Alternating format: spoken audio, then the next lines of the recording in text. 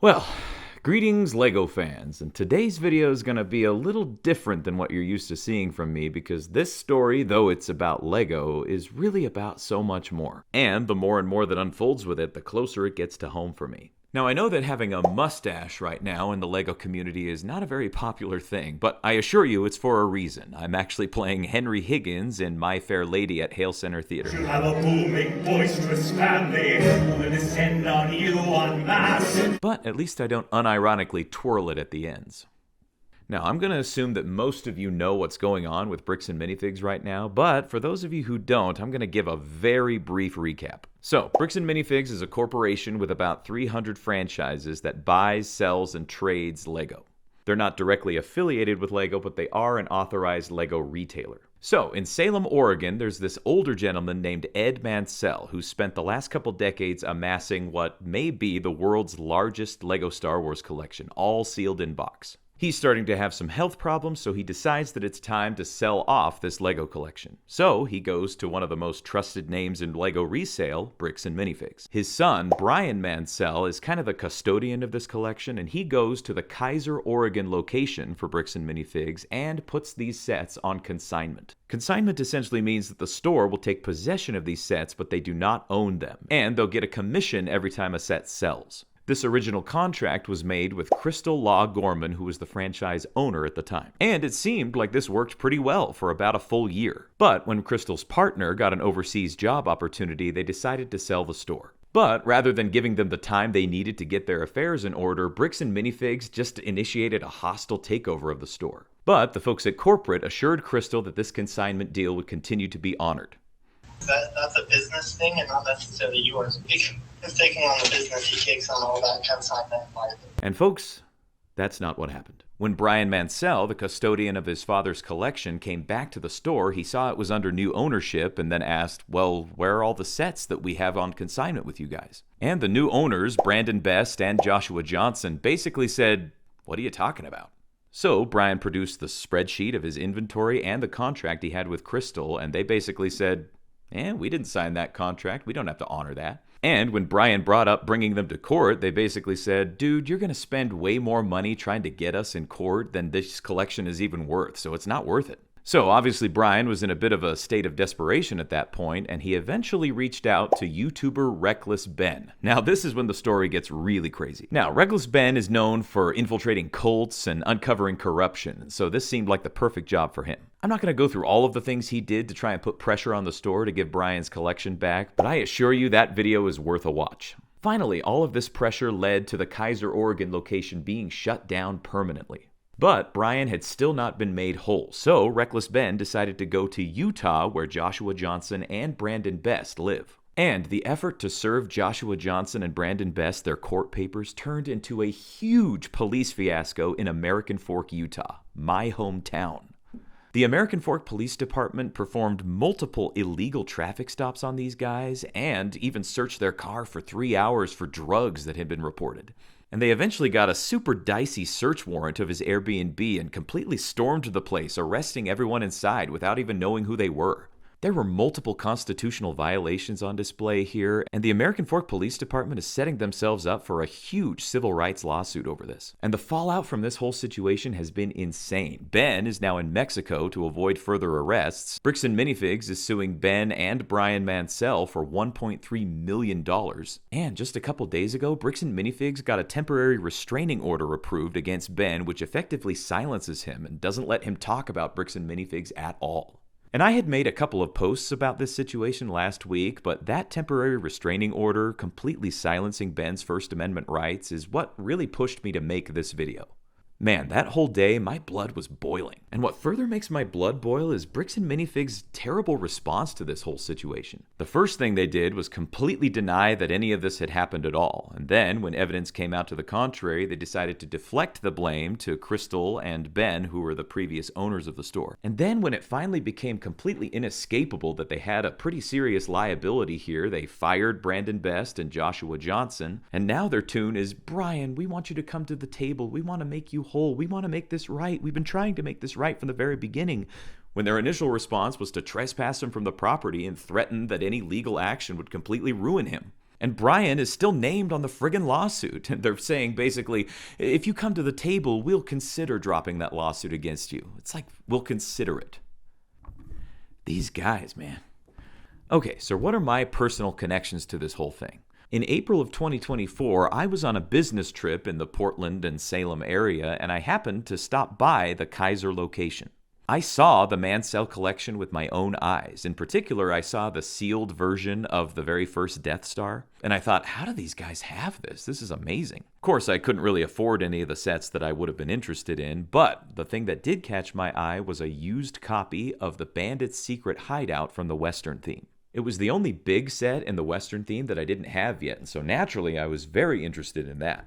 And Crystal was the one working the counter that day. They were having a 15% off on Lego sets over $100 that day, so I actually got a really good deal on that set. And it just so happens that getting that set was the inspiration for starting the Retro Lego series on this channel.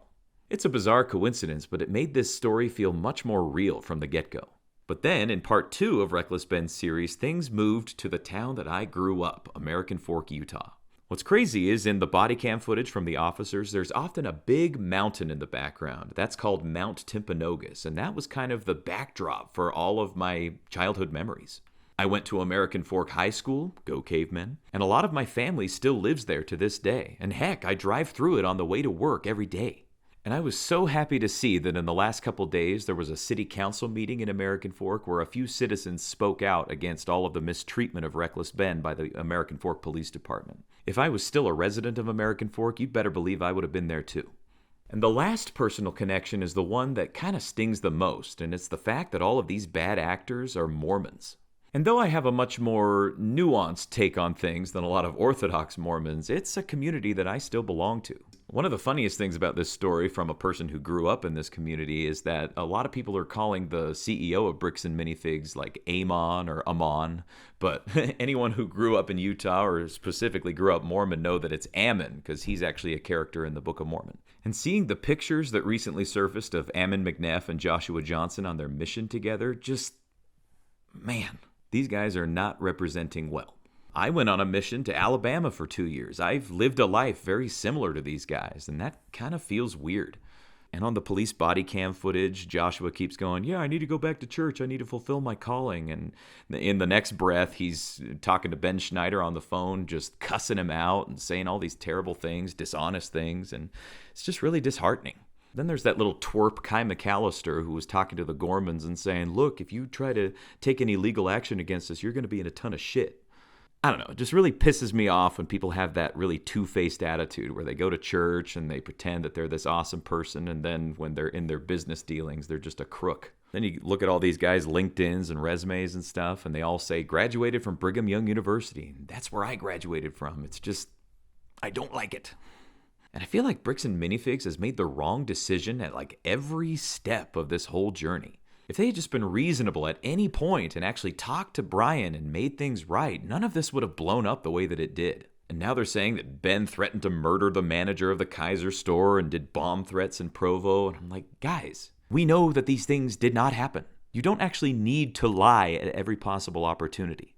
I mean, you had Ammon McNeff on that recent Fox News interview saying, yeah, we've been trying to work with Bryan for a good while now. And then you turn right around and look at Ben's first video, and when he goes to confront Ammon McNeff in there, he says, yeah, do you know anything about Bryan Mansell? And then Ammon just goes, and who is that? Nope, we don't know anything about this. Nope, you're going to be trespassed off our property if you don't leave. Yeah, you've been doing everything you can to work with him. Give me a break. They're also demanding that platforms like YouTube and Patreon take down all of Reckless Ben's content. And thankfully, the CEO of Patreon told Bricks and Minifigs to, quote, stuff it. Epic. And now Bricks and Minifigs is going after the GoFundMe that's raised about $430,000 for Bryan and his family. Shortly after Ben was served the gag order, the GoFundMe went down as well. Now, thankfully, as of the time of this recording, the GoFundMe is back up, but these sleazebags are trying to take everything.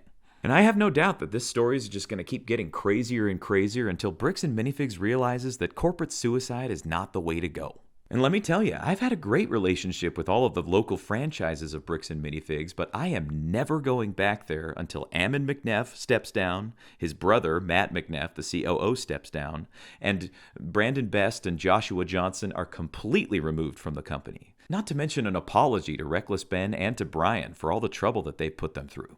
It's not until all of those things are done that I will ever consider going to Bricks and Minifigs ever again. And I know there's the argument to be made that these are individual franchise owners, that they didn't have anything directly to do with what happened in the Salem store. But every purchase that you make at Bricks and Minifigs, 6 to 7% of that goes directly to corporate. And the only way to make corporate hurt is to deny them your money. And this, in turn, will help franchise owners be emboldened to speak out against corporate and demand that there be changes made. So, not only am I boycotting Bricks and Minifigs, but I encourage you to do the same as well. Any collateral damage to franchisees is corporate's fault. And as a result of deciding not to go to Bricks and Minifigs ever again, I've already found a resale store locally that's way better. There's a place in Layton, Utah called Twice Built that has a huge and perfectly sorted selection of bulk. I went there a couple days ago and I was shocked at how much easier it was to pick out the things that I needed for my Lego Island build, and it took me way less time and got me the equivalent of maybe 5 or 6 BAM trips worth of bulk. Thanks to Jeff Hawkins from Swooshability Index for that little tip. If you're looking for a way to help in addition to boycotting Bricks and Minifigs, the YouTube channel Actual Justice Warriors started a Give, Send, Go campaign to help Reckless Ben with his legal defense. I've already donated to it, and if you feel so inclined, you can do so yourself. I'll put the link in the description below. Anyway, thanks for hearing me out on all this, and until next time, brick by brick, brick by brick, brick by brick, brick by brick!